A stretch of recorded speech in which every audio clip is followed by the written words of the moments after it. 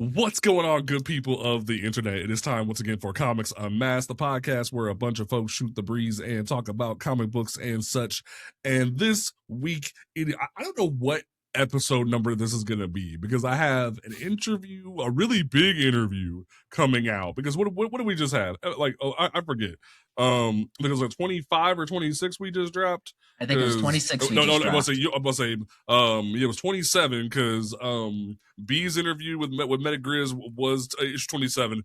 I will probably make this be 29 and give the honor of the interview we're dropping the honor of being 28. So episode 29, we are here, folks, back at it again with the white vans. We out here.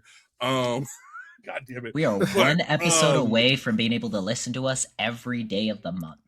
I mean, like, it'd be kind of in February. Cool. In February, you're covered. We're covered. There we go. We're covered for Black History. most definitely. It's sad that it's the shortest month. But don't forget, folks, that you can listen to this podcast on Apple, Spotify, your mama's fridge, YouTube, iHeartRadio, Amazon Music, and Audible. I found out you can mix your books, your audio books, with your podcast now. That's very interesting. Fun fact, DC and I think Penguin just teamed up and released a audio drama or like reread of Kingdom Come by Mark Waid and Alex Ross. And I listened to the first chapter of it, the first issue of it, and that was insane. So definitely go peep that on Audible if you want to go check that out, or Spotify if you have premium, go check that out. I know some people are like protesting Spotify, so like by all means don't mess with them. But don't forget to follow us on Twitter, Threads, Instagram, TikTok, all those great places. Review the show on Spotify and Apple. To whoever thought it was funny to rate the show 3 out of 5 stars on Apple, I'm gonna find you. But don't worry, it messes with my like we have like 20 some good reviews on Spotify, all 5.0s, and then one person on Apple was like, nah, 3 out of 5. I'm like, you mother, don't even write a review either. Don't even write they sure didn't write a review, and we're like, nah, 3 out of 5. Like, why? It don't make no damn sense. But I'm gonna say some bullshit. But my name is JP. To my left, we have the man who finally tamed the fro. The fro is under control. Brother has been working his ass off. B-Rax, how you doing, brother? I am doing good. I am tired. I woke up today and then I went right back to sleep and took a nap. And then I woke up an hour before this and you sent me a couple messages and I was like, damn, we got some weird people we're going to be talking about today. And then I got excited because I remember that I get to talk about Batman and DC KO, which is my favorite stuff that I ever get to talk about. And I'm always excited to be here. Most definitely. Our special guest this evening, we have a man who is controversial on the TikTok on his main page, but he has a passion for comics with his other page, Zella Comics. Ryan, how you doing, man? I'm doing good, man. Thank you for having me on. I loved, you were like one of the first comic pages that I got a chance to see, and I was like, yep, I'm gonna follow this brother right here. I'm gonna get the podcast. So I really appreciate you having me on, man. Yeah, I've loved comics since I was a kid. I've collected when I was a kid, and then as I became an adult, I've started collecting more with my kids, and now I'm getting back into it. And I wanted to separate it a little bit from my main page. I Def Overthink is politics, anti-racism. It started off as Black history and anti-racism education, and then I had to talk about current events. Ooh. And then I couldn't stop talking about current events because we haven't lived a day that hasn't been something crazy in years. Yep, amen to that. And today is a great day to have you on, given the topic. So this is going to be very interesting. Yeah, exactly. I can give a unique lens for this, but then I wanted to have my comic stuff be a little bit separate, but boy, howdy, you get over here, and I can't stop looking at everything through an anti-racism lens. So I will give that perspective today. It's definitely going to be fun, most definitely. But what was the first comic that you remember reading? We would like when we do our interviews with our the creators and whatnot. We always are like, hey, what was the first book that like really grabbed you? Like for me, I was traumatized. I read Batman the Cult as my first comic book. So what was your first comic book? My first comic book was Nightfall. Oh, So equally traumatizing. All right. Right. I read the novelization of it first. Ooh. My dad gave it to me because I needed some book to take to school, for whatever. My dad gave me this book, and it was the novelization of Nightfall. And I was so, like, excited about it, and I loved it. And he was like, do you want to, there's pictures to go along with it. And I was like, what do you mean there's pictures to go along with it?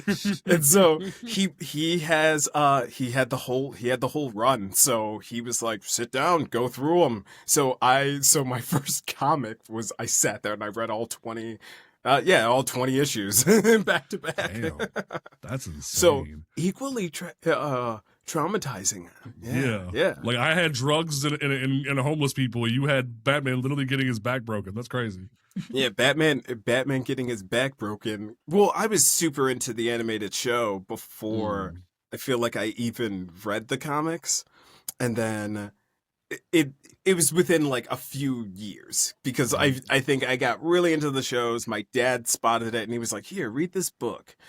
All right, cool. Now, let's go to this. Come to the store with me. Let's check this out. I'll teach you. Now, this is how you put them in the bag. And suddenly we were collecting. All right. There we go. Shout out to the dads out there that just know how to ping that out too, because that's how it gets most kids into reading. You'll see them interested in a video game of some kind, and then that's your time to just sneak in that comic book, and then bam, new connection right there. Most definitely. So your mind was blown with the idea of not only solicitations but also with like FOC, final order cutoff, and I wanted to give you the platform to speak on this and we could talk about it because pre-orders have been a hot topic ever since I kind of broke the internet and was it even kind of happened today on Threads where I was like, hey, this is a thing, and everyone kind of blew up off of that too. But for you, what was your questioning or your thought, wanting to know more about that? I had no idea. I have, what is it? Comic Geek is the app that a bunch of us have. Yeah. So, I had that, saw sale date, FOC date, and I never knew what that meant. And then it was honestly your video. It was one of your videos where you were like, oh yeah, the final order cutoff, that if you don't order the book before that, then the store can't order the book. So that's how we end up missing out on these characters that we love. And that was really the thing that kind of blew my mind was, and I'm sure we're going to end up getting into it, but coming back into comics and being like, where's all the characters that I loved that I was reading in the 90s, early 2000s? And I'm like, oh, there aren't any new Static books. Oh, there's no Milestone. Oh, yuck. Okay, so there's none of these characters that I grew up with, that I love, that I want to read. And I know they came back a couple of years ago and I missed my renaissance then. But it was really your video kind of touching on that and being like, if we want as a community to really boost these characters and these books that we want, unfortunately, walking in with your hard-earned dollar, even day of, at the comic book store is not the number that they're looking at. And I didn't realize that. And that blew my mind.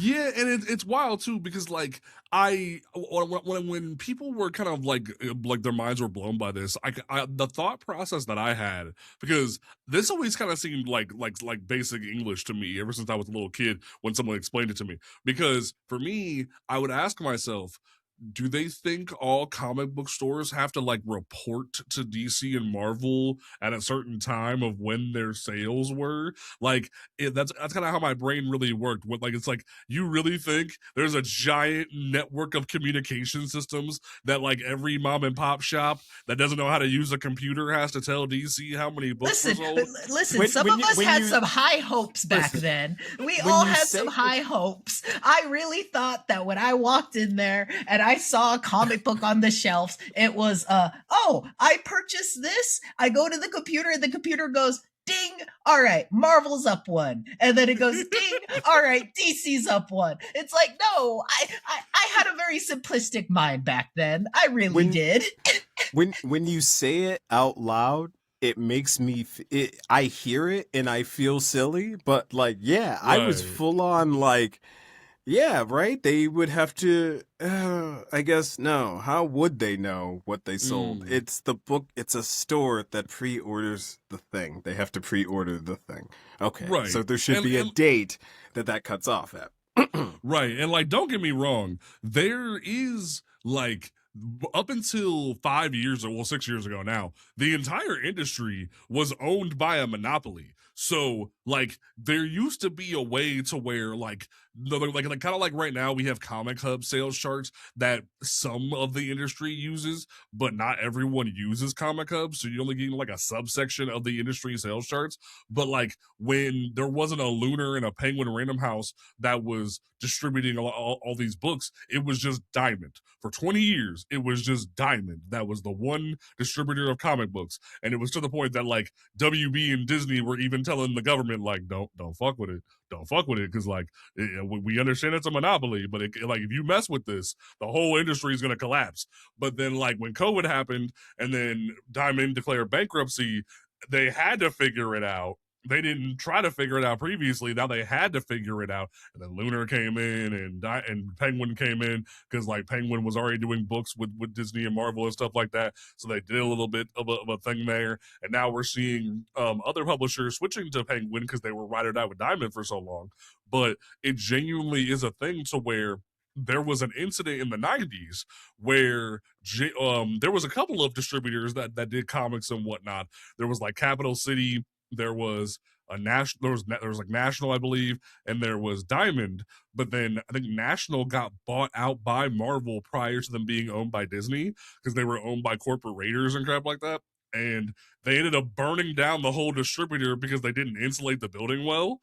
And that's when everyone kind of just went to Diamond, like open palm, like help me, and we don't have anyone else. And then from there on, the Diamond controlled the distribution for every comic book for years. And if you wanted to have your book have legitimacy, you had to be on the Diamond list. If you weren't on the Diamond list, you couldn't be sold in a comic shop because they would literally tell comic shops, you only sell our books. If you sell any other books, you will be removed from the list. Like they had that kind of muscle on the industry.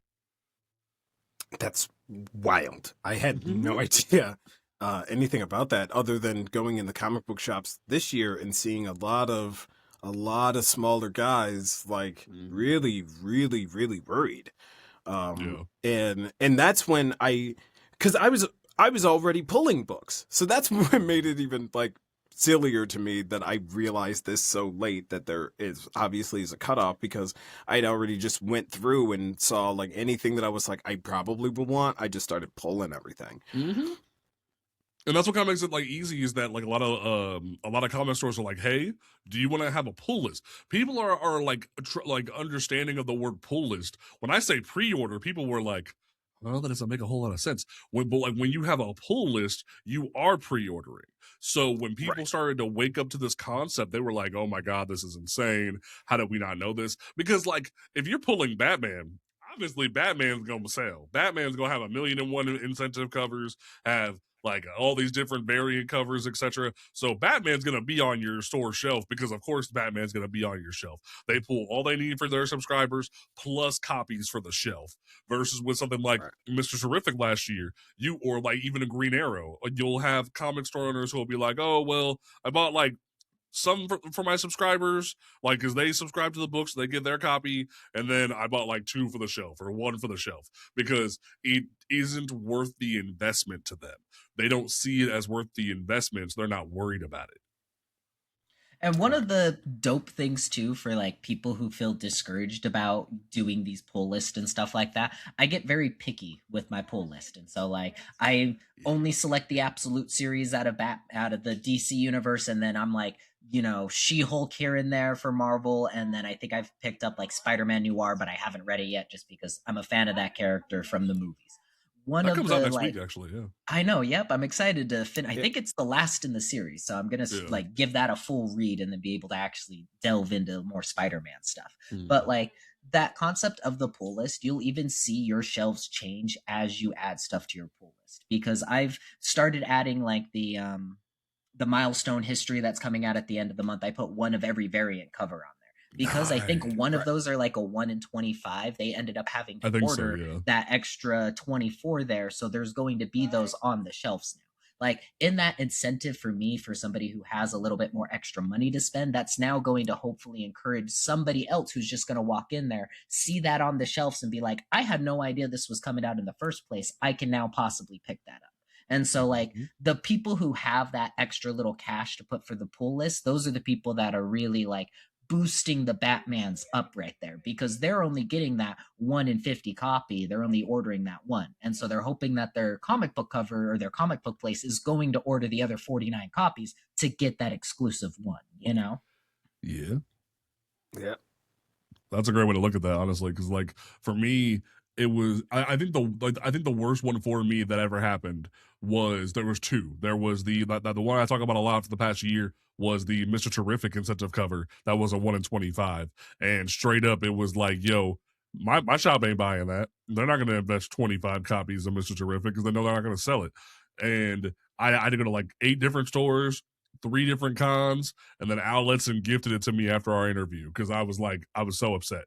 And he signed it. I have it in a comic capsule. But the other one that like first got me to finally start doing pull lists again after like not being able to afford it during high school for a little bit was during DC Rebirth. When the Batman Who Laughs was like coming out during Dark Knight's Metal, they had his first appearance was going to be in Teen Titans. Don't know why. They were like, you know what, screw it. Teen Titans will have his first appearance be there during, and then it'll tie into the event. I couldn't for the life of me understand why. But I was pulling the book, but somebody came into my comic shop and bought all the copies because it was his first appearance, to the point that my store owner wasn't able to put it in my box in time. And it was like, wow. So I got screwed over because they like dude bought all the copies and muscled them out of it. And it's like, that was like, and granted, that's a rare occurrence, but it was genuine. Like, dude was an older guy. He got swindled. He didn't fully understand what was happening because all the dude wanted was all the copies of Teen Titans. He didn't say why. He just wanted to buy all the copies. And I was like, that's very odd. I wonder what happened. Checked Google. Bleeding Cool was like first appearance, and it was like, that motherfucker. So I am a very big advocate for that because 9 times out of 10, a pull list will help you. But that was a rare occurrence of like, I got screwed over. But normally, pull lists are like prevent that kind of stuff from happening. Where it's like, if it's a number 1 or like the first appearance of a character, like I'm even seeing like the Storm miniseries right now. Galacta is like from Marvel Rivals is making her like first 616 appearance in Storm number 2. And like they're even seeing upticks of her. I'm very happy I put that on my pull list then. Right. That's and like, been in my pull list. Yeah. Yeah. But it's like apparently like the stores are seeing upticks of that because speculators are looking at that. But the speculator market is crazy, dog. Like if you're ever bored and going to go on the Key Collector app and look at the sales numbers and look out the different things, like Absolute Batman, that book is crazy selling. Like every issue that they just announced, what was it, yesterday or the day before, that it is going for its 11th printing. That's how big that book has gotten, where it's going for its 11th printing.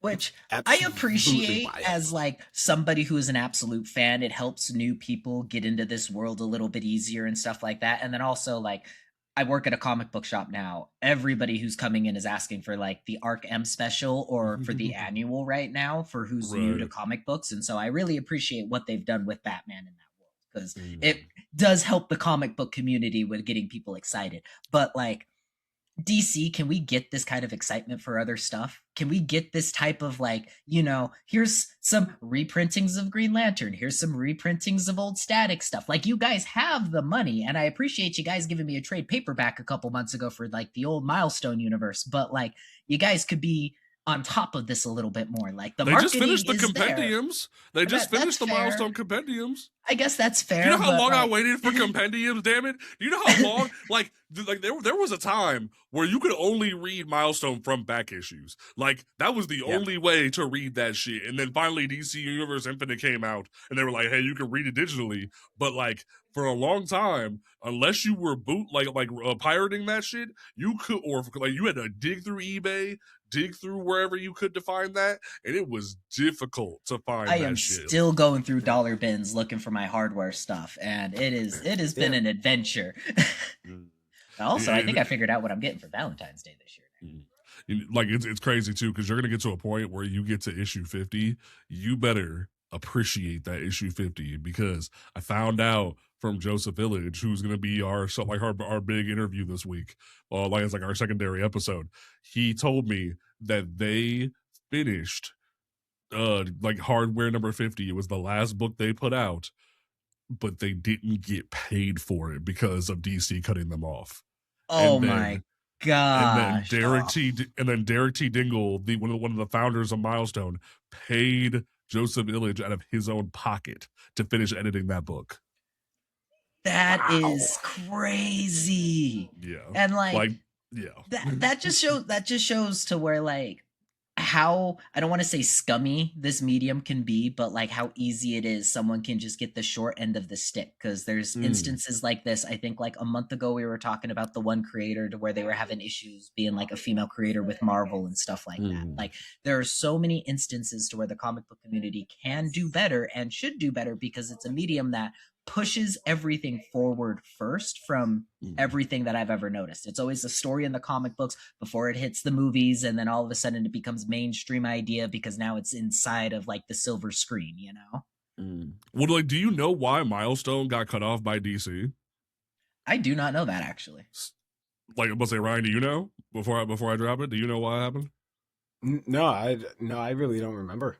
Time to put our history caps on, boys, because what happened was, Ryan, well, before his camera got turned off, but the one thing that happened was we saw that they wanted to have a specific issue of Static's comic book where he has safe sex. They wanted to like show that he was on the couch making out with a girl, and the condom was on the floor. Right, the cover for it, right? Yeah, that was the thing that got him in like the huge controversy. But DC didn't want to have that, so they originally like put a heart over it and were gonna censor it and whatnot. And then what ended up happening was they don't between getting to the printer and coming back to the print, and going to the printer, Dwayne McDuffie swapped it. And not only did he swap it, but he put in an extra editor's note talking about how DC was doing them dirty. And that's what led to DC being like, well, you think we're doing you dirty? We'll start doing you dirty. And it got to the point where like the checks stopped coming in and they had to slowly shut the doors. Nope. I remember that part for the beginning. I remember seeing that in the videos that you sent me. Like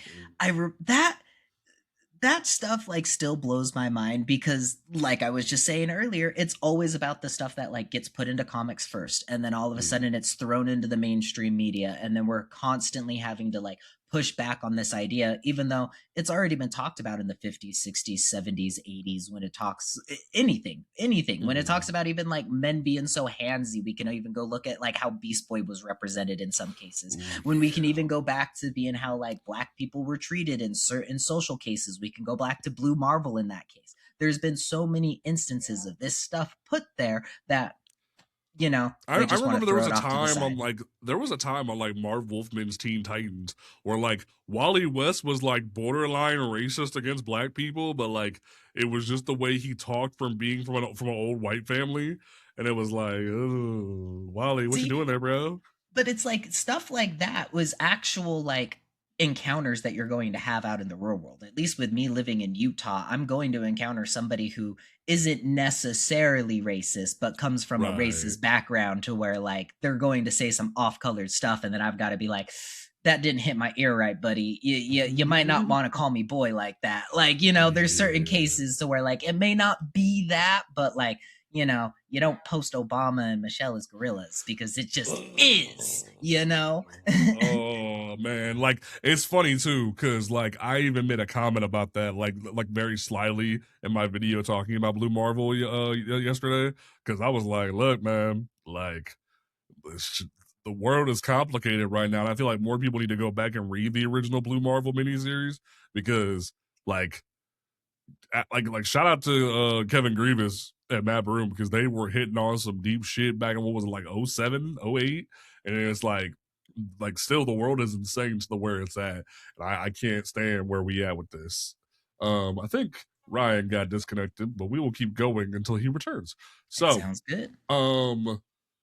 So we got in, like there wasn't really a whole lot of Marvel this week. I don't know why. I don't like just it seems like between like Storm came out, but like it's issue 1. I will say it was a solid first issue. Nothing really crazy happened. I would give it like an 8 out of 10, but I feel like for me the issue at hand with Storm is that it's like you don't know if it's a mini, you don't know if it's an ongoing, so it's cut a little bit of my enthusiasm about it. But I will say Marewa Ayodele is crafting a great story. I definitely feel like it's worth a read. But like I'm sour on it a little bit because Marvel don't know what the hell they're doing. That's just me. I will say there was a fun thing that I saw this week. Marvel is releasing a Miles Morales Spider-Man like weekly web comic right now in the Marvel Unlimited app. It's like it takes place like Marvel a few or DC's doing that? Marvel Unlimited is doing a static. Not static. Miles Morales. Okay, there we go. Yeah, Miles Morales, and like when you're reading it, it takes place like a few weeks after the Ziegler run, and it's short. It's like it's not like anything crazy. There was somebody in my comment section a few weeks ago who was like, "Oh, it's a new ongoing series." I'm like, it's an Infinity comic. It's not an ongoing. Like they say it's an ongoing, but it's not an ongoing. It's not 30, 40 some pages. It's not telling a long form story. It's just a short story that could be good for casual fans or kid fans. They're not going to mention the story in like 5-6 weeks in like the normal books. They're not going to talk about this. That's what I was going to say because like I feel like anything that gets released on the DC and Marvel app is very much of just like here's the gimmick of like you getting the app, subscribing to the app. He's alive. Hey, there he is. Yep, you got to love the McDonald's Wi-Fi sometimes. I had that issue for a while. First like 2 months of filming, I was cutting in and out, talking at the wrong spot. That'd be a struggle out here. But like no, we just like wrapped up like the intro talking about wait, I don't like the milestone thing. But in terms of it, with the Miles Morales book that's been going on through the Infinity book, it's a cute story. There was one panel that I really enjoyed that was super cool. Was they had a moment where Sam Wilson Cap shows up to help Miles, and it genuinely like there's this cool moment where he's like, "Hey, until next time," and like give each other dap. I'm like that meant something to me, as like I've been waiting for like Sam and Miles to have more moments because there was one Phil Noto cover from Civil War II that showed Miles and Sam beefing. And I was like, I hate that. Why would you show that? But like this felt good and wholesome, and I really enjoyed that like that little moment in the book. But I really hope that once the Spider-Versity nonsense is over, Miles gets a new book, because I don't understand why they think Miles not having a book is a good idea right now in the current climate. Like, yeah, the 42 gimmick is cute, I get it, but like, I'm not feeling it no more. I'm not doing it. The only time I'm cool with them doing their little like 42 gimmick is when Marvel does their like reset that they like to do after every like 10 comic books of like, here's our new number 1 of a new story, but like make it here's our number 3 number 1 for Miles, but we're still continuing the universe. Like make that very clear for us, so that way it's not this. I mean, they still have the legacy numbering under the 40s and 42 and whatnot, but it's still like I like, because the legacy number has been going on since Marvel Legacy, because they noticed they kept doing the relaunches. They saw people were getting frustrated by the relaunches, because the whole idea behind like do 6 issues relaunch, do 10 issues or 12 issues relaunch was because they saw the biggest upticks for their series because of the number 1, because they always see high sales for the number 1, but not a whole lot of sales for like 2, 3, 4, etc. But with that, it became a matter of them trying to bolster their sales. They would keep relaunching. With this, it's just a dumb gimmick, and I hate it. And it's just like, you're trying to be cute, but if anything, you're depriving a character from ever getting to number 50. You're depriving a character that has a great fan base from getting higher up, and it's just moronic to me. Well, now that Ryan's back, we can talk about some DCKO in this bitch. Woo! First off, boss battle. Why was this a thing? Why was this a thing? I am so disappointed. I've never been so disappointed in something ever. Like I know. I made a video about this. I know they couldn't call it Fetch Quest. Or I'm sorry, not Fetch Quest. They couldn't call it XP grinding, because that's what it is. The other thing was the second issue was the Fetch Quest. This one is just XP grinding before the actual boss battle. This was not a boss battle. This is the bullshit that you do when you're not strong enough for the Elite Four. Like, this is, I was so frustrated, man. Ain't that the truth? Ain't that the truth? It's like the suggested level for that boss is like 100 and your guys are at 95. So we're going to go do some other stuff that we know that we can beat. Y'all need to get some Omega training in, come back, get that Omega energy, and then you'll get your like super evolved form, and then congratulations, you'll be able to come in and beat the Elite Four. Which, like, I love that representation because it's literally the Elite Four that we're facing. It's like the Warcraft episode of South Park where they're like, we're gonna go into the woods killing boars, and it's like, what? This is what we're wasting our giant crossover about? And like, I almost feel like, and they're like, this was my first thought the minute I picked up the issue and read it at the comic shop. I was like, because I wasn't going to waste money on this. There was no way in hell I was going to waste money on this. I was like, I was going to read it while I was there. I'm skimming this, and I think to myself, did like Dynamite and Image and like all these publishers who got the weigh in on this, did they have like a Dwayne Johnson, Vin Diesel level contract where like they couldn't actually lose? Like, that's what this feels like, is that like there was a certain amount of punches you could throw, but like they couldn't actually lose. Because like, at the very least, Homelander did get headbutted to the ground, but like that wasn't a dub. That was like, he got hit, like he got knocked the fuck down. He didn't get laid out. He got knocked down. And I'm like, and I would have really liked to see his ass get There was some teases and there was some like inferences that we were getting throughout this time that we're going to be like, we're going to be able to see Homelander and Superman square up. This is going to be the time. They're going to be going toe to toe, you know? And then it was very much of like, I enjoyed what I got. The artwork was brilliant, but like, it's that thing that DC keeps doing where they're teasing something so good and then they're just like, all right, out the window. All right, out the window. You guys want to see something cool? Out the window. You guys want to see something cool? Out the window. And it's like, I love it. I love what your guys doing. Don't get me wrong. I was excited to see Wonder Woman and oh my God, I was about to call her Angela, Red Sonja go up against each other. And like the scenes were so good, but then like I get very little of that because it's the explosion, and then like I don't get to see any more of their fight that's going on until like the last scene. They bust into the Coliseum with Batwoman, and then there's that final spread, which really cool shot. But at the same time, you guys are giving me something cool and then throwing it out the window. They, in my opinion, the only two people that fought were Wonder Woman and Red Sonja. Like, if you wanted to watch Homelander and Superman push each other around for 5 pages, you absolutely got that. And it really does feel like they made the safest version of this book possible, and that's so annoying because why even do it at this point, man? Exactly. Like the Mortal Kombat characters, okay, we've seen DC characters explode Mortal Kombat characters. Okay, we can have fun with those. I was really curious what they were going to do with the Annabelle thing. I was like, that one's a really big, weird twist. I wonder what they're going to do. How did they flop that so? Like I enjoyed it from the aspect of like the jokes and the comedy and stuff that's there that you get from the Joker, but it's like, how did you guys flop something that's like essence of scariness from 2 characters to where Annabelle is this like such a scary character in comic books and in the movies and stuff like that, and you made her a doll. You made her a doll and you had a psycho talking to her.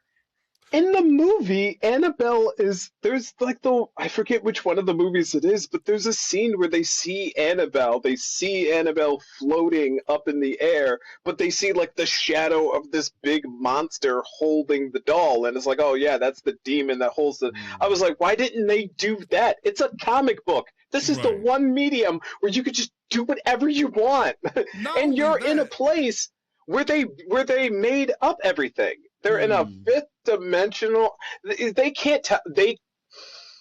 I'm sorry. No, you're fine. DCKO. This is the rant. This is the rant show. Have fun. Like, I think that bothered me. The one that bothered me was you gave me a variant cover of it, and then you didn't actually do it, which was Joker versus Samantha. Because these two are maniacal as fuck. Why wouldn't you give me that? And like between that one, there was three big. There was technically four, because there was the Homelander Superman one I felt gypped.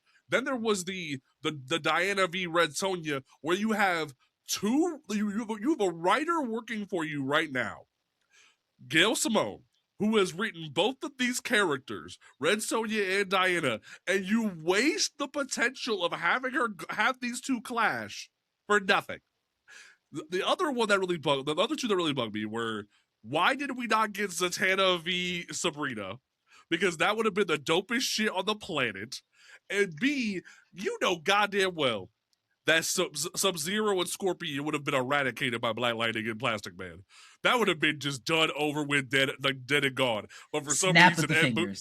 Right, but for some reason, Ed Boon couldn't have his boys getting shut down. I'm like, you literally have a dude who can ionize his entire body and shut you down, and Plastic Man, a motherfucker who can't die, and you're like, nah, we don't want to ball out on that. Like, what? I get it. You don't want everyone to lose, but like, these dudes were going to get steamrolled. This was supposed to be like Elite Four fodder. This was supposed to be like, we're getting ready for the big bad. We're going to run over some other IPs real quick. I think that those are the ones that really annoyed me. Especially the Red Sonja and Diana one, because I'm like, you have Gail right there. Like, I know she's busy writing X-Men, but you could call her. You could think about it a little bit. Like, it really irked my spirit a little bit. Like, shout out to Gail Simone, she's great, but I don't know. Like, Boss Battle felt like the biggest letdown of the history of letdowns, especially for when they hyped it up at New York Comic Con. Like, it felt like some Smash Brothers like DLC character type reveal shit. They're like, look who's coming to Boss Battle, and it was like, that's it. What? Yeah, and I thought because they were such weird choices that they were going to be interesting. Like, they would do something with them. Like, Annabelle could have been such an interesting choice, like, if they would have just, like, went for it, but they didn't. Like, I don't even know what the purpose of this book is. It's such a weird side quest. Like, they leave for 5 seconds and come right back.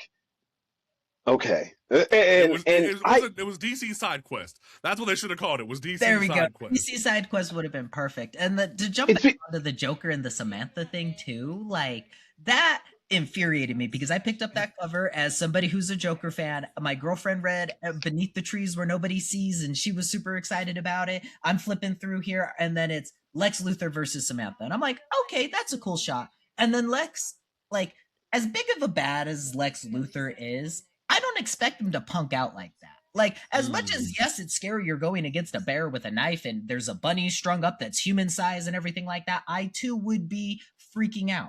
But this dude has gone against Superman. This dude has fought against Superman. How is he getting taken down by a bear so easily? Which, don't get me wrong, I like this bear. This bear's a freaking psychotic looking bear. She's going to be up there with my Joker status for supervillains. But, like, what's going on, DC? What's happening? He just was fighting Superman. It made me so mad. I was like, what is he? I like it. It was a really funny shot of that really scared look on his face as he's like crawling away from her. Hilarious shot. Terrible like spot to put it in because I'm like, he's wearing armor. She has a knife. What are you doing? I'm like, why are you scared of her? Let her break the knife on your armor, dude. What? You get punched by Superman. What are we doing right now? And it was just like, they couldn't tell if when they went into those worlds, that's the other thing that they didn't explain either. And I know you can't explain everything, but like, they didn't explain they can't decide how the dimension stuff works, how this shit works. How does it work? Are they outside of reality? Are they in a different reality? Are they in a different whatever? Are they on Earth? Maybe they're on Earth. It looks like the Heart of Apocalypse is already taken. They can't decide if they're on Earth or if the World Forger. What did he open? What just happened? Where did they go? And it's so funny. Has he always had access to them? Right. It's so weird too, because like DC just did this whole thing where they're like, no more multiverses, but then they're like, okay, multiverses if it's like multi-publisher crossovers, and I'm like, what? And it's so funny, and I'm sitting here reading this, and I couldn't help but be like, y'all really hyped this up, but y'all didn't really like think it through. Y'all didn't like plan it out right, and it just like I forget who said it on TikTok today, but they were like, this should have been like a mini series. Like, if anything, these should have been the one shots of like how they have for round 2 and 3. If anything, these should have been the one shots, and those other fights should have just been in issues 2 and 3. Because why in the world? Because like who is it? Like someone like Linkara on Top the Fourth Wall, he reviews like events and stuff like that, and he's very much like, if an event comic doesn't have its main plot in like the main like book, then you've lost me. And I'm very much like that too. Like, yeah, like you're gonna tell like average fans they have to buy a whole like graph to figure out how this event works, like how to figure out what books to read and when and where. Like, we're going back to 90s level event gimmicks right here. This is very odd, and I don't understand what the thought process was. It was money, dollars, because I mean, they knew what they were doing with December, right? Mm-hmm. They were like, end of the last month of the year, let's put out 8 books, and y'all are gonna have to read all of them. But that was the one thing that that me and you were talking about before, where I got annoyed. It wasn't at the solicitation itself; it was the cover they chose. That was the problem that I actually had. Was like, wait a second. Y'all just announced that we got to buy all these books of stuff I'm not reading. I'm not reading Flash's main series. I'm not reading Green Lantern's main series. I'm not, like, I wasn't reading those books, but I had to get those and the one-shots, which I'm like, how did you decide which ones were going to be one-shots and which ones were going to be part of the story? Because with the Flash one, I'm like, only a little tiny bit of this had to do with DCKO. No, you guys are still doing this other. You're still doing the other stuff. I don't care if the Flash, if the Speed Force is sick. You're not going to explain this for 3 more books. I'm annoyed. Like, why is this in the crossover book for like this event? And it's like they did all 8 of those, and then they were like, oh, by the way, this is how all 8 of those books end. Yeah, that's the one issue with Solicit is not like, which I don't understand why. Like, they've done this with other events previously. Why not just have like every cover A be like just everybody fighting?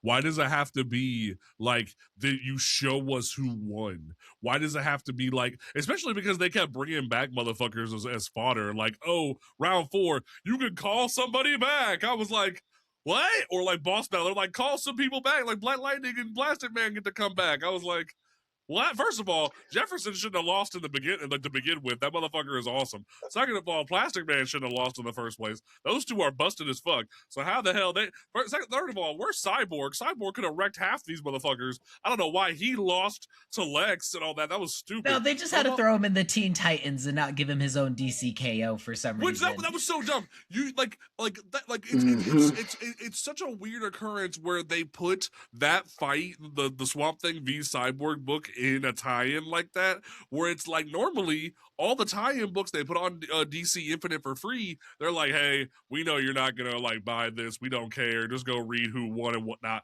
But because they put Teen Titans in, well, the Swamp Thing Cyborg fight in the Teen Titans book, you basically got to read Teen Titans for free instead of paying for it, and I'm like, what? It's very weird choices there.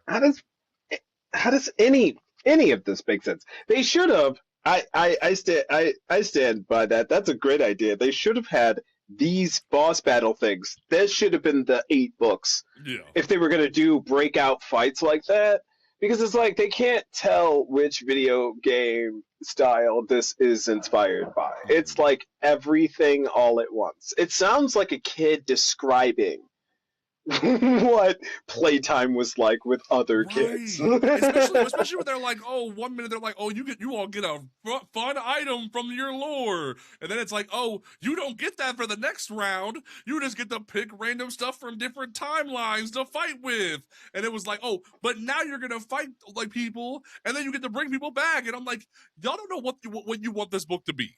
Y'all don't know what you want this book to be, because one of my favorite things that I was excited about during like the whole event was Harley Quinn with the fucking Speed Force going up against Zatanna. And then we didn't get that. You just took away the random item from them. And it was just like, what was the point of having the weird items if they weren't actually going to use the weird items? Like there's the weird choices being made don't make no damn sense here. The math ain't mathin', and it just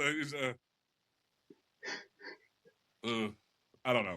It really odd. Just feels like they just wanted to, like you were saying, I'm playground playing right now. I'm just like thinking of an idea, I'm ready for it, and then I forgot about what I was just doing, so let's try something new, and we're gonna see how well that runs. And like, if I were to get all of this in an Elseworld story, I feel like it would be better placed in my mind, because it's one of those things that are like, you know, it's this is just random stuff that's happening on a different universe, a different thing than what we're chronologically following. But now at the end of this DCKO, they're going to have to bring all of this stuff back into their main continuity. The worlds are going to change. We're going to start talking about the Batman KO stuff that they've been talking about too, which is going to bring a twist into the next DC like series that's going to be coming in. So it's like, what are you guys doing?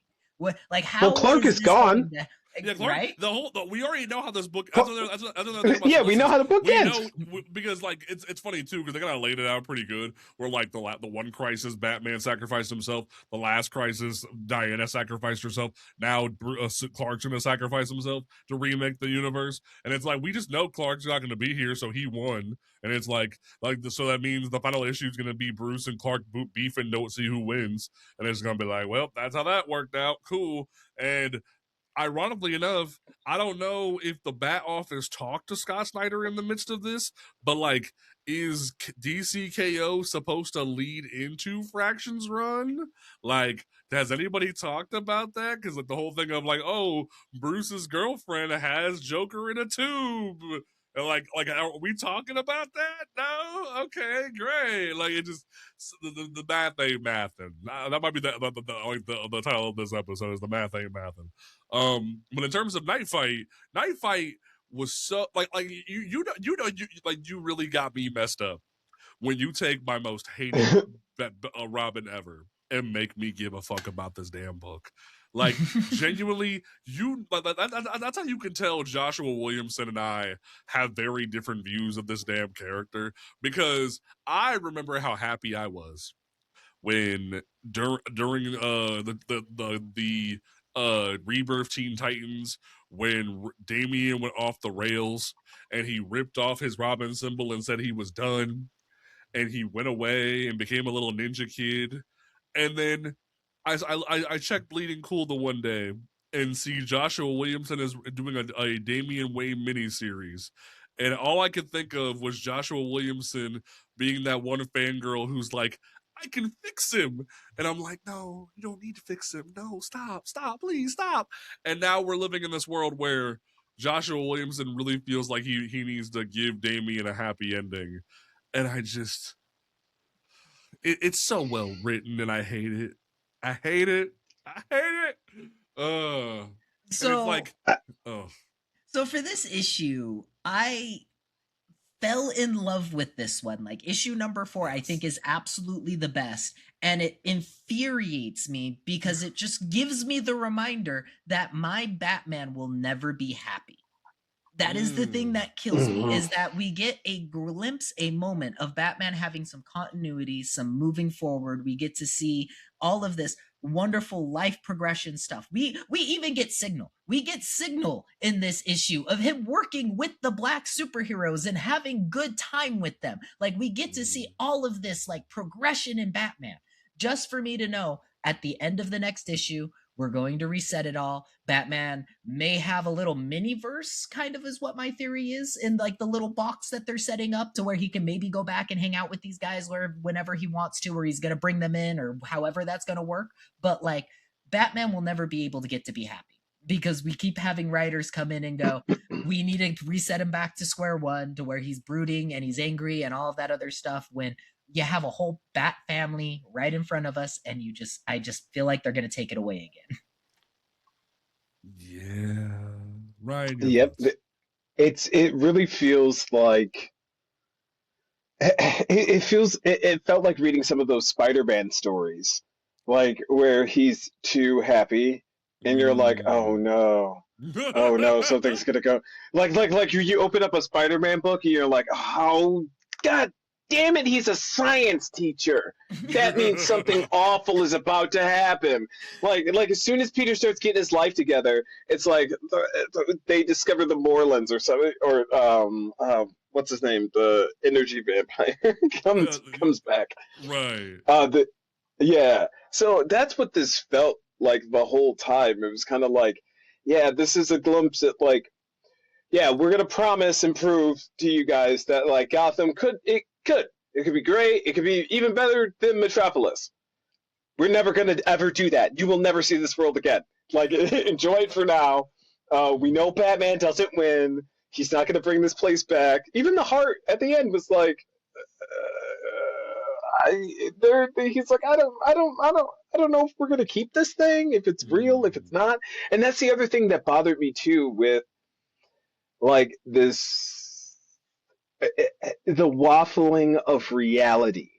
Like, where's Night Fight taking place? So Night Fight, the whole point of it is that Batman cheated. He brought in a whole armor into round one. He got killed, but then he built in a backup to reset himself so he could break out of the prison that the Heart of Apocalypse had. So the Heart of Apocalypse got bad and put him on his own little dimension hopping bullshit train where he has to deal with all the trauma, like what he like to basically kill him, but worse because he cheated. That's the whole gimmick, is that he's dimension hopping because he cheated. Great. Because he did. I mean, he got out of it like in the most Batman way, yes, ever. Like, and I've been covering the stories, and Night Fight has been fun. To me, it's the most. Night Fight, in my opinion, is kind of what this should have been. Like, It should have been like different worlds, and they have these trials, but at the end of the day, you know, everything they're doing isn't really real, and it's all going to get reset. But then you can have that sandbox, and you can kind of do whatever you want. That's but exactly what I was thinking when I was reading this. Is like, everybody who was turned to stone, we should have gotten a 5 issue miniseries of like them going through mentalities in their head or different universes in their head of like what could have happened if they won. You know, that would have been such a good story instead of what we've been getting in the mainline DCKO. I have an annoying continuity question that maybe you guys were paying attention to better than I was. Sure. What's up? Okay, I don't want to go back to boss fight, but real quick. Go for it. or I'm sorry, boss battle.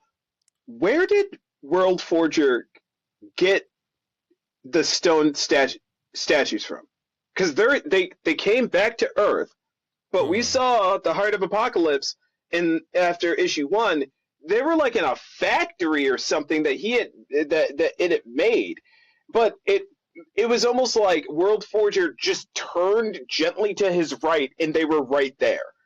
Like, where were they? I chalked that one up to one of those things to where it's just like in each issue they're dropping stuff and they're bringing stuff in, and so it was just one of those things to where it's just like, here's your power ring, the power ring's gone, now bring in the some other gimmick so that way Harley and this person can fight for 2.5 seconds and then figure something else out. Because I know what you're talking about there, and that threw me as well. I just kind of chalked it up to being different universe. I think for me, from what I can tell, based off looking back at it, for me, I think it's a matter of like World Forger probably just kind of has that ability to open a gateway, or this is post Booster getting to all of them, so Darkseid's just fucking with them at this point. That was my thought process. Is that like, oh, you're gonna get XP, but like you're not. Like that was my thought process, but like I don't know. It's very odd the way they kind of just pop back in.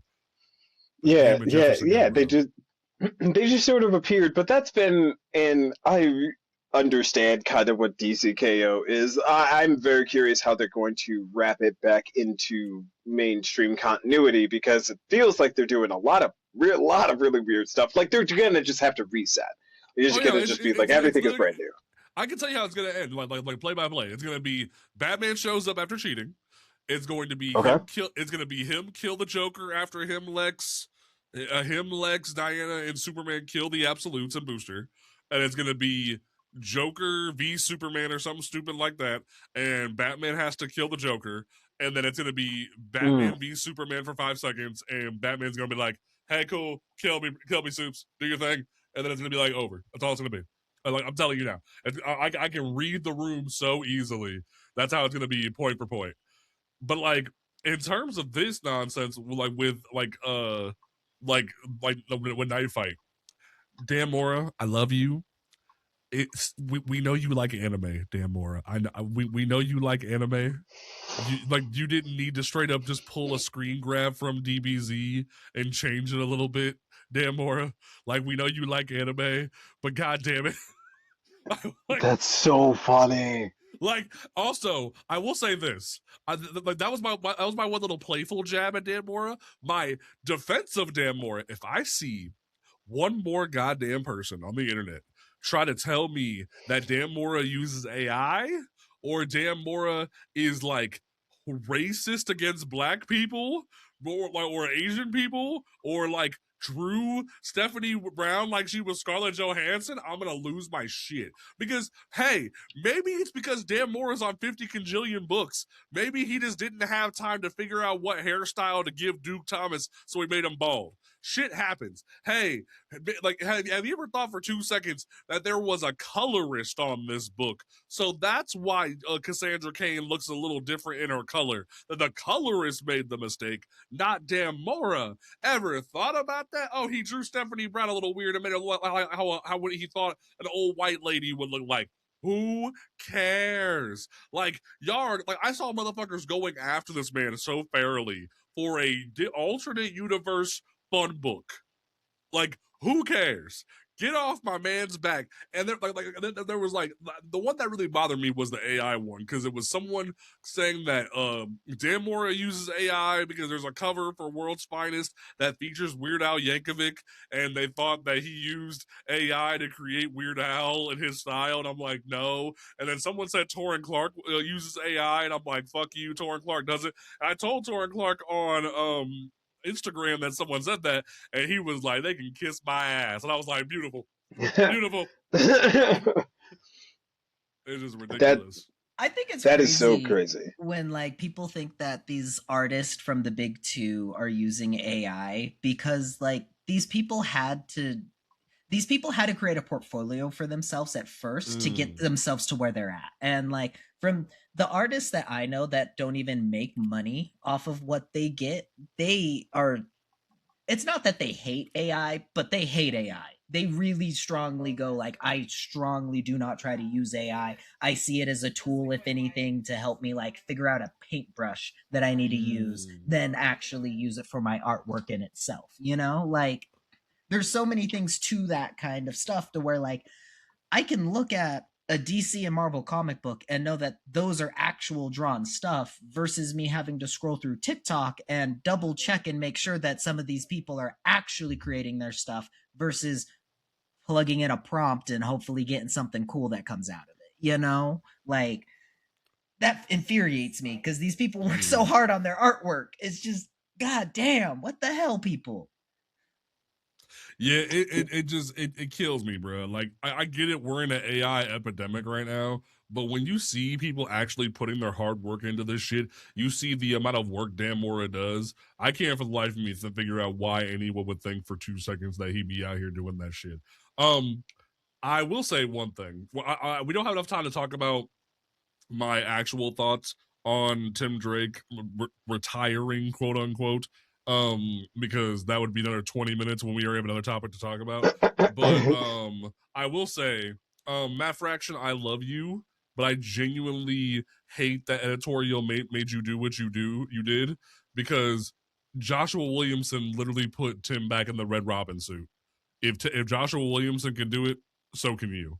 There was no reason to do to Tim Drake like that, and it's almost borderline bury your gaze the way you did my man's. I'm not gonna lie to you, but that'll be probably next week's topic because I got thoughts on that. Now for the meat and potatoes of this week's episode, because damn did drama pop off, because obviously it's Black History Month, and you would want some like obviously I've been making videos talking about Black history and comic books. Other people have been making like videos talking about it. We know there's a giant milestone like event book coming out at the end of the month. So for some people, you would think some of like the legendary content creators would have talked about Milestone by now. Ergo, there was a person on Twitter that posted a tweeted out to Rob from Comics Explained, well-known YouTuber, and was like, "Hey, you're looking kind of suspect for straight up just not ever talking about Milestone beyond static. You're kind of looking like a coon given the current climate of America, especially given the history of Milestone. What's up, Rob?" And shenanigans ensued because Rob retweeted it, and everybody and their mama had to have an opinion. You had a range of opinions where there was the Rob Core defenders who were like, he can like whatever he wants to like. Why are you acting like he has to be obligated to speak on some shit, man? And I'm like, ugh. But then you had people like me who basically just kept sending the Sam Wilson from Falcon Winter Soldier meme going, dude's out of line, but he's right, because don't like, and I'll even kind of throw my 2 cents in before we even get into Rob's response. I very much was like, look, you a grown ass man. You can do whatever the fuck you want. But I'm also allowed as a grown ass man to look at you sideways when you say some goofy ish. And it got worse because people started to look back through his followers and found out that he follows people like Nerdtronic and the Critical Drinker, the 2 people who are very much prominent right-wing grifter nerd people in the space who say really problematic-ish about diversity in comics and nerd culture and such. So that was concerning. And he then today, early in the morning, put out multiple videos talking about his politics and how he views the world and Milestone. And the 3 bullet points that I would like to highlight was he felt like he said that he never felt drawn to Milestone as a product. He never could identify with anything from Milestone. That was point 1. Point 2 was that he was raised by his father to believe that he could talk to he should listen to both sides. He views himself as a centrist. That's why he follows these individuals. Point 3, he only viewed Milestone Media as a Black-owned comic company that made Black comics, and the comparison he made was to FUBU. And he said that I am not one to read Black comics just because they're Black. I read good stories. And he referenced Blue Marvel and Adam Brashear and how like that's a very politically driven story, but he likes the story, not just the fact that it's Black. And that caused a ruckus. And I got to the point where I was like, look, bro, you can do whatever the fuck you want, but you have disrespected the memory of Dwayne McDuffie. You've disrespected Derek Dingle, Dennis Cowan, Michael Davis, Christopher Priest, these legendary creators who put their time, effort, and money into trying to give people not just Black comics, but if you read Blood Syndicate, if you read Shadow Cabinet, there's lesbian characters, there's Asian characters, there's queer characters all around. There isn't just Black characters. Black characters were the main the main focal point because they wanted to create more Black shit because there wasn't hardly any Black shit that was authentic.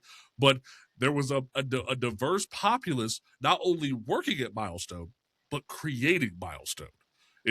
And that's one thing that you'll hear from Joseph Village this week when you listen to episode 29 is the culture around Milestone was to create the world they were living in, not just have a sanitized world that Marvel and DC have been doing for so many years.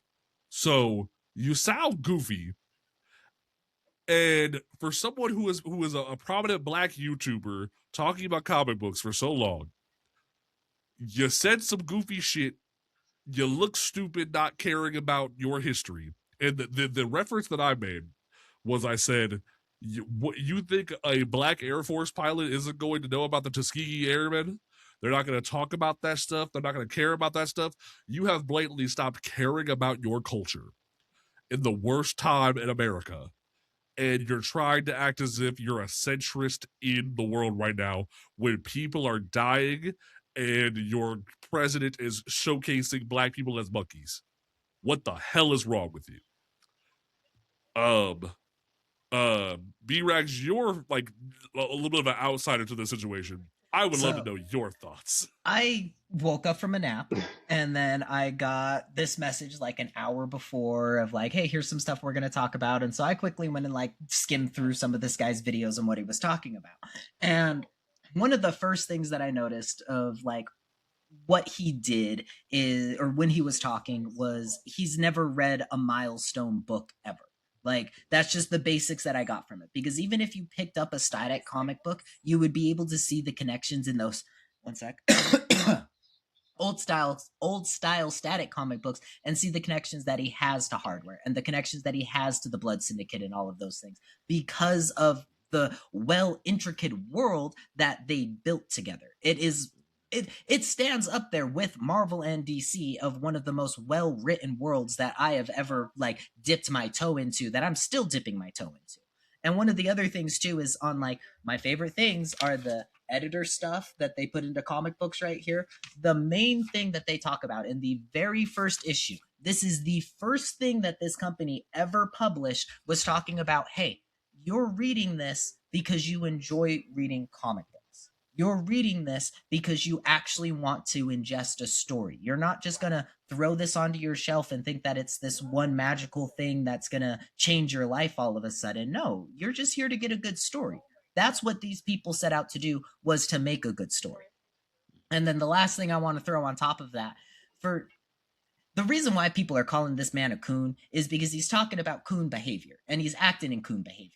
And one of those things is you're talking about the big two who own the house and you're cleaning their house instead of making sure that the field work actually gets done. That's what you're doing. And like, I really wish I could explain this to be a little bit more like less edgy for it, but that's what you did. Because I love Mr. Amazing. I love Cyborg. I love Wonder Man and all of these other characters that they're now showcasing as Black people and have these Black people in cases. But all of these people were created in such a way to tokenize us so that way they could have those cells in those books back then. We didn't get our authentic characters until nearing the 90s and 2000s. And so when we actually had authentic Black characters, you're now saying, nah, that shit don't matter. Nah, that shit doesn't matter to me. I didn't have any connection to that. Even though these are the connections in which you're now seeing your Miles Moraleses. These are the connections in which you're now seeing our Captain Americas have. Because it came from these characters here first. That's my speech. I will say he did fuse Amazing Man and Mr. Terrific into one thing, but his point still stands. But yeah, my bad. Ryan, I would like to hear your thoughts, because I'm blown away at my co-host's beautiful speech. I wasn't expecting this out of him. So Ryan, what are your thoughts? My thoughts on it are simple. It's kind of ironic to me because it is very clear that he did not read these books, or at least this first arc, or maybe he read it a long time ago and he doesn't remember it. I don't know. I'm not going to put something on that I don't know for sure, but it feels like this is such an incredible lack of knowledge that if you did know, you wouldn't have made this mistake. And what I mean by that is he's literally embodying Icon's first arc. Like, have y'all thought about that yet? Like, this is the exact excuse and reasoning and everything that he gave is the same reasons that Augustus Freeman the Fourth, before he's Icon, gives to Rocket when she comes to him and she says, "I need your help," and he says, "Nah, I don't really want to be doing that." Like, she meets him at his house, right? I'm pretty sure she was breaking in or something like that. They were trying to break in, and he yokes up her the people that she was with, and she sees him like fly away or something. So she realizes he's got powers straight away. She goes back there and she goes, "Why aren't you helping people out?" And he's like, I do stuff, I do this, this is the way that I fight things. He's and like, then you have that I do my lawyer thing. Right. I'm a lawyer. I do my lawyer thing. I do it from this angle. This is how I help. And they almost have the great power of responsibility conversation where, like, with your abilities, you have the ability to do great good. It's kind of sad that you're not. And then you even get this beautiful moment where Icon goes to default to the police when he stops a robbery, and they train their weapons on him because of course they did. Of course they would. And he's like, "Why are you aiming at me?" And she goes, "Because you're black. Because it does matter." Like, I want to live in a world. I want to live in the world that he has. Like, that he has in his mind. What's so funny about what you just said, because I forgot about that. It's been so long since I've read Icon and Rocket. I was rereading Hardware this weekend because I was playing a video for Tuesday about Hardware. I thought it was so funny that him being an educated black man and him not wanting to read about an educated black man being screwed over by the system was ironic. Then you're adding a whole other layer to it when you bring in the Icon conversation, and I'm sitting here like, he really likes Adam Brashear for him having to hide who he was because he was black, and him having to be forcibly told to stand down as a superhero because he's black and because people were afraid of him. But he doesn't like Icon for doing the same damn thing. Make it make sense. It feels like he didn't read it. That's what it is. It feels like coon behavior to me. It really does. And like, I don't want to be the person who says it, but it really does. It's literally like I'm not mad at the whole fact that we decided to race change all of these Egyptians back in the early 2000s, but now all of a sudden we're mad because Snape's black. Like, that's really how it feels. This is really how it's like giving that vibe to me. Yeah, it really feels like when you put them next to each other and you explain or describe Icon's story, especially that first arc when his origin, when he becomes Icon again, that it, like, hearing Comics Explained talk about Adam Brashear, I'm like, okay, so you didn't read Icon, because if you like all these aspects of the story, it's almost beat for beat, dude. Like, you would love Icon's story, like, especially when he does the flashbacks. So they talk about the fact that he landed in during slavery, and that's what he is. And he also battles with the fact that he's an alien, but he's a black man on Earth. It's annoying to me because it's like the lessons that you could have learned and taken away, why it is not just superficially a black company with black people for black. It's not a political statement to be black. Being black is not a political statement. And it is bonkers to me that he let that leave his mouth and he didn't realize that that is straight up coon behavior. Like, because just commenting on a black property as a black person is not a political statement. The white people have politicized our skin color. Like, we've been politicized and made to seem that blackness is something that is wrong or inherently bad or inherently something that needs to be discussed. Like, blackness should be apolitical. Like, that is the way that he is trying to describe it, but it just simply isn't. He wants it to be that way, and I want to live in that world too, man. We just don't. Like, the president made a video with our other president as a monkey because he's a racist. Like, like this is the world. That happened just the other day, like yesterday, 2 days ago. Like, come on. The math ain't mathin'. It blows Not my mind mathin'. too, because like for me as somebody who like I started making content literally 10 years ago when this show was called Panel to Panel. I started making content because literally Rob used to be part of a show called The Weekly Pull with a bunch of other YouTubers. And there was an episode that he did where he talked about like where they talked about how they were frustrated by Civil War II and how DC Rebirth was doing better than Civil War II.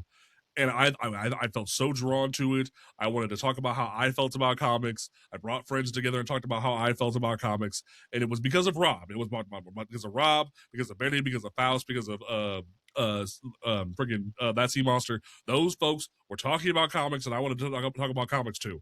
And I had loved Rob for years. And then he says something so bass-ackwards about his own people.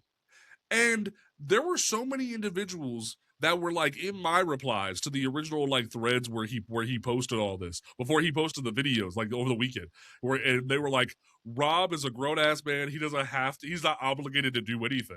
And it's like, he's not obligated to do shit, but it look real weird if he don't, and I'm allowed to side-eye him if he don't.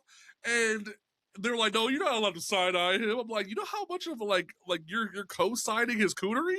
Like, no, like you're co-signing the nonsense for no reason, and I can't understand why. Like, you would think with like Dwayne McDuffie, dude was super smart, super big ass tall black man, broke down so many barriers for comic fans. We wouldn't have Justice League Unlimited the way it was if it weren't for Dwayne McDuffie. We wouldn't have Static Shock if it weren't for Dwayne McDuffie. We wouldn't have half the stuff that was in Ben 10 if it weren't for Dwayne McDuffie. We would have John Stewart on the Justice League if it weren't for Dwayne McDuffie. But you're telling me you're cool with the thing that made him who he was, the thing that got him into prominence.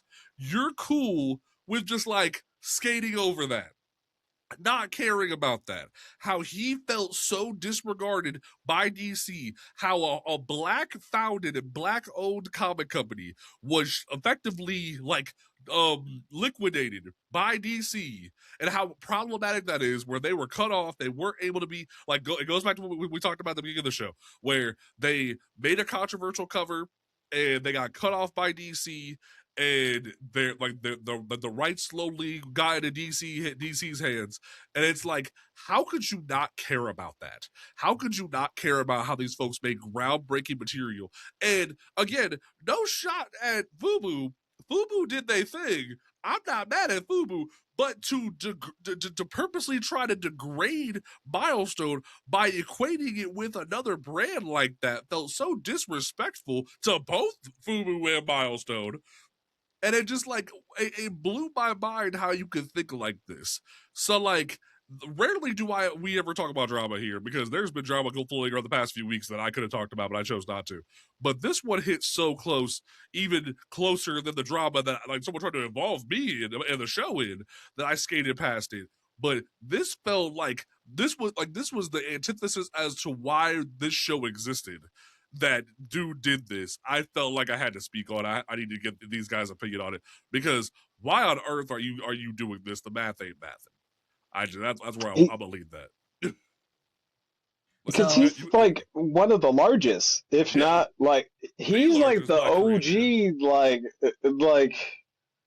and it's you know, it's funny. It's something that I've heard other people notice, that he doesn't talk a lot about black comics or things like that. And I was like, yeah, he just doesn't make mention of it. I didn't start paying attention until somebody pointed it out to me, that he doesn't rarely mention it unless it is in the plot of the comic. Like, yeah, he'll go back and he will tell us that he did do the Blue Marvel comic. Yeah, you did the Blue Marvel comic. It's impossible to cover that comic and not talk about race. So, dude, is the only time that you talked about race on your show the time that you read the comic that's about race? Like, if that's the case, then, yeah, man, as a black man in 2026, we got to kind of be like, brother, what is you doing? This is a call-in, not a call-out moment, right, man. Like, we still family, come on.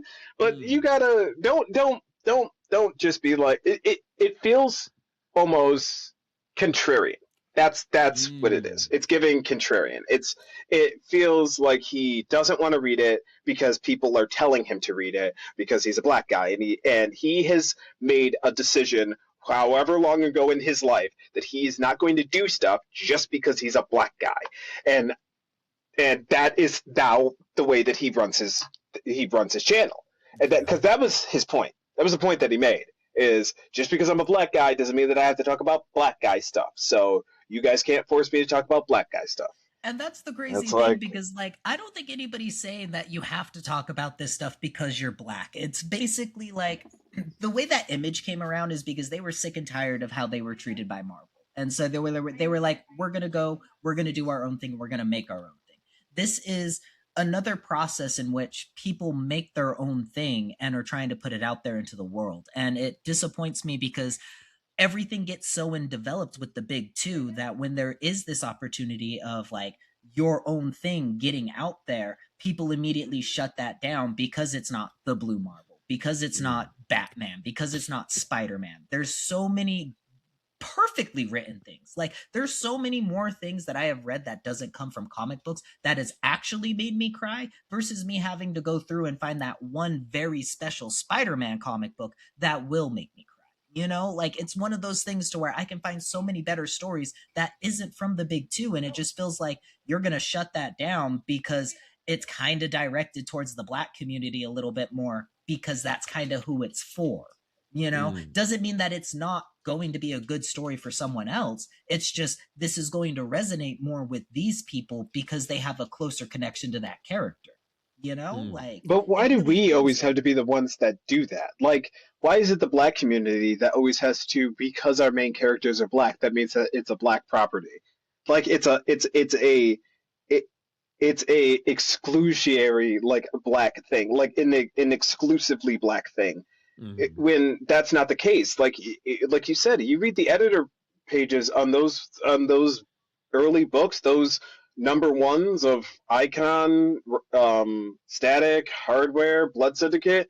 They specifically talk about it, like who this is for, what they made Milestone for. Like the story of Milestone, whether they're black or not, is inspiring because of what they pulled off. Like they were still just a bunch of dudes that pulled it off. And then when you find out that like they were also battling racism in addition to being outsiders, then you're like, man, they pulled themselves up to being like Dwayne McDuffie. You can't talk about comics in the last 30 years without mentioning his name. 40 years without mentioning his name. You can't, because he changed so much, not just with black characters. And that's something that a lot of people don't. Some of your favorite episodes of Justice League Unlimited that only featured Hawk Girl was written by Dwayne McDuffie. That's the craziest thing, because there's a lot of people out there, because I just came to this realization during COVID of like how much influence this dude had. Because I'm going back through and I'm like, I'm just watching my old TV shows. That's what I'm doing. And then I come to realize this dude influenced all of my childhood. From Ben 10, from Justice League, from Batman. This dude had his hands in so many little pockets over there at DC, and that influence is what majority of people actually enjoyed from that time, but nobody knew it was him. That's the craziest part, is because this dude knew what he was doing, and he wanted the notoriety. We all want notoriety, but he wasn't going to be the one that's like, I'm the one who did this. It should all be me. You know, he's just like, I wanted to get this work out there. I'm going to get this work out there in any way that's possible. And you know what? Even if it's not going to be from my property and from the things that I made, I'm still going to make sure that I'm visually represented in these things, because that's what I want to do. And that's what anybody's doing nowadays, but everybody immediately pushes it to being, you're pushing an agenda. And like, yeah, I'm pushing my agenda. I've lived a life. I want people to see the life that I lived. It doesn't mean that it's a black life. No, it's my life. You know, like that's the That's a great way to difference. put that. And it's funny too, because like when we had Nemo on last week, somebody left a comment that I ended up sharing with Joseph Illich on the episode, and he gave his thoughts on this. So you'll hear that on Tuesday. He gave his thoughts on, because someone commented on us talking about Wonder Man, and they said, I like the Doorman episode, but I feel like it was a bit geared too much towards a black audience. And we talked about this before on the show, where that's the biggest issue that holds black comics back. That for years, decades now, everybody who isn't a white person has been told to imprint on Superman, imprint on Batman, imprint on Peter Parker, Spider-Man, because those were the defaults. Whenever you load up a Dark Souls game or any like RPG or create a character, it starts with a cis-het white man. You are told by society that the white man is the default, that you have to imprint on the white man, and you may be lucky to potentially be able to imprint on your own thing later on if somebody creates it for you or you create it for yourself. That's what we have dealt with for so long.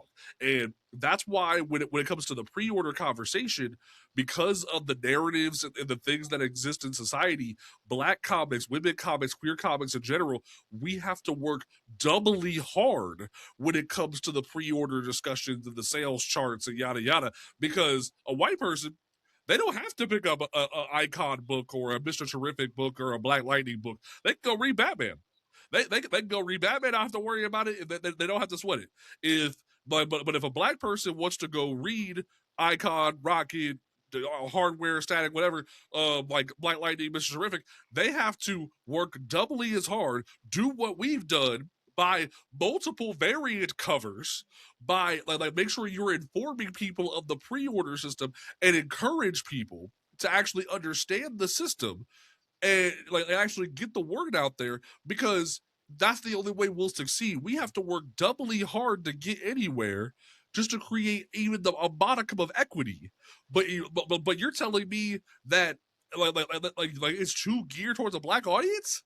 Like, you're telling me that white people can't enjoy someone else's lifestyle, can't enjoy someone else's narrative, someone else's like perspective on things? Like, that's so dumb, because why do we have to enjoy your lifestyle, your perspective, but you can't enjoy ours sometimes? It's the same thing with what's going on tonight, the Super Bowl. I remember when all the drama happened, they announced that Bad Bunny was going to be performing, and D.L. Huey phrased it perfectly. Y'all love eating tacos, right? Y'all love eating burritos, right? Y'all love eating enchiladas, right? Y'all love some salsa music every once in a while, right? How come is it that you can enjoy their culture when you want to, but when they want to share their culture with you, it's a problem? That's the issue that we deal with, is that we are forced to live our lives in this way where we have to either work doubly hard, or white people have the option to not enjoy our culture. It's shown as a black thing or a woman thing or like an Indian thing, a Spanish thing, whatever. Like, it's always seen as that rather than it can't just be a good story. And it's fucked up. That's the craziest thing too, because this Doorman episode wasn't even like the whole, you're seeing the black man in chains and you're seeing him come up through slavery and you're seeing him come up through all of these other things. No, they put a black and white filter on there, and they put it in like what, 2012, 2015-ish or something like that. The whole perspective that I was seeing through this was some dude who used to be a doorman who got superpowers and then got the superpower of being a doorman. There wasn't anything that felt like it was hitting you over the head with blackness there. I didn't get no Kunta Kinte. I didn't get none of that was put in there. And y'all are saying this is geared towards black people. No, this was geared towards Americans in Hollywood. That's what this was. I can explain it. The reason why they say that it's geared towards black people is because in their fantasy worlds, minorities don't exist. Ooh. So every time a minority does exist, it's a political statement. How dare you remind us of Lord of the Rings? Right. That's why they got mad at Lord of the Rings when there was black elves. They got mad at Star Wars when Finn took his helmet off and they saw it was a black guy. They lost their minds, because in their wildest fantasies, a stormtrooper was never ever supposed to be a black person. An elf was never ever supposed to be a black person. Spider-Man is never ever supposed to. We could keep going forever, but that's why Doorman the Doorman episode feels like, oh, that was a episode geared more towards black people, because when they did cut away to another character that wasn't the main character that they were forced to follow, they still chose a black guy. So that means it's a political statement. So, you know, like, we'll definitely have further talks at some point about this. But, like, I do want to say, shout out to Cosmic Core on Twitter, who was the one who said that Rob was a coon, because essentially, while you was a little out of line at the time, you exposed the true coonery, you exposed the true issue, and I want to applaud you for that. So, good job being out of line at the time, but you did a good thing. So, you know, because it caused me to finally pull the trigger to unfollow him. I was even messaged by larger content creators and was like, "Hey, we're gonna like we like you did the right thing because we did it a long time ago." And I was like, "Wow!" So that's insane. But yeah, like, but it's insane that shit has gone down like this, and it makes me sad because he's probably never gonna learn from this, and it breaks my damn heart. Ryan, you are our guest on this episode of Comics Unmasked. What do you want your final statement to be? What do you want to leave the audience with on this episode? Oh boy. One thing I hope anybody takes away from this episode is that just being black is not a political statement, and representation is important. Like, your favorite characters can be black, and you can enjoy their culture, and you can enjoy the way that they are. They're allowed to act different and be and be themselves. Like, and that's not, and you're not indulging in wokeism or leftist politics or anything like that just because there's a black or brown person on screen. It's okay, I promise. So enjoy those people. Most definitely, man. We will definitely be having you back. Thank you for coming on, man. We like you were the first person to ever be like, I need to be on this show, and I appreciate that you wanted to be on. I really did. Thanks for having me on. I really do appreciate it. I do voiceovers and stuff on the YouTube and the TikTok is Zella Comics. Most definitely. Like, we will definitely have this stuff linked in the show notes, so make sure you go check him out. He is phenomenal, folks. And also, like, he be dropping the hottest of takes. I love this man to death. B, what do you want to leave people for episode 29 of the show? I've been seeing a lot of people message me recently, and they've been discouraged in how much their work isn't being pushed out there. And so I would just like to let everybody know that if you're ever in this realm of wanting to create, remember it's your creation that comes first, and then all of the accolades will follow. Because it takes so long for these comic books to get picked up. It's sometimes not even until issue 50 until some of the people are like, oh my God, did you hear what happened in this Batman comic book? And then people are scrounging to go and pick up all of that previous stuff again, you know? So if you're having a hard time out there, just remember, you got to stay positive. You got to keep putting one foot forward. Even if you're having a hard day, go outside and touch grass. I know it's cold out there and you might not have grass out there in some of those states, snow. but touch some snow, do whatever you need to do to just breathe in some fresh air, and then start the day anew, and then try to just put that step forward, because it's positivity, baby. You got to keep moving it forward. Most definitely. For me, I gotta say, like, I really hope that folks go check out this week's episode 28, this interview with Joseph Illidge, because this quite literally was a bucket list interview for me. This was something that I wanted for so long. I remember back when I was doing panel to panel, like the original iteration of the show, and like I was reviewing his books that he was making for Catalyst Prime on my website, and I thought he was the coolest dude ever. Dude literally started as an intern at the original Milestone, worked all the way up to being an editor, and he was there till the final days of Milestone, and then is able to put his stamp on this upcoming one shot. And folks, please, for the love of God, please reach out to your comic shop. If you missed FOC for the Dakota incident, please make sure that you try to get a copy of it. Call other comic shops, see if you can get a copy, because this book quite literally may be one of the last chances we get for a long time to push for more Milestone content. And I really feel Right. like we need to do our best to push for this because Dwayne McDuffie, like Derek T. Dingle, Christopher Priest, Michael Davis, Dennis Cowan, they all wanted us to have comics that reflected us. And right now we are at 1,041 days without a DC ongoing mainline title for a black character. Marvel is at 11 days without an ongoing for a black character. And I know people want to hit me with gotchas and be like, what about Storm? What about Absolute Green Lantern? Those are miniseries. Downgraded. Those are miniseries. Wake up. Read the wall. You are adults. You are able to see the writing on the wall. Educate yourselves. You deserve better. Like there was a freaking fan vote that Marvel Rivals' executive producer put out and was like, "Hey, what character for Black History Month would you want to team up with?" And the choices were like Bishop, Dr. Voodoo, Monica Rambeau, and Blue Marvel. Everybody was choosing Bishop because they know about the X-Men animated series, but nobody knows about Monica Rambeau. Nobody knows about Blue Marvel. Nobody knows about Dr. Voodoo because they're not getting content. Because you're not paying attention. Wake up. Right.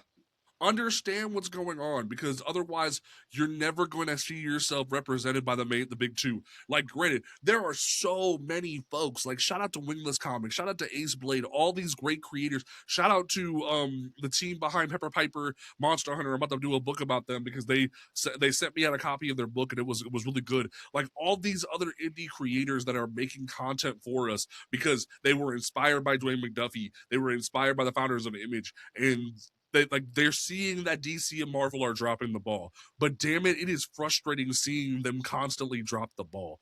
And there's another interview that I'm gonna be dropping next week that with Morgan Hampton, one of the other writers of the Dakota Incident, where he straight up said, he was like, I don't think DC's doing it maliciously. They just don't see the numbers, so they don't care. And it's like, we have to make them care. So wake up, care. Help DC care by caring yourself and educating yourself. As a great alien from a Disney movie once said, here, educate yourself because it matters, damn it. But we will catch you folks next time right here for episode 30 of Comics Unmasked next week, folks. Thank you so much. Have a great day. Peace. Thank you for having me.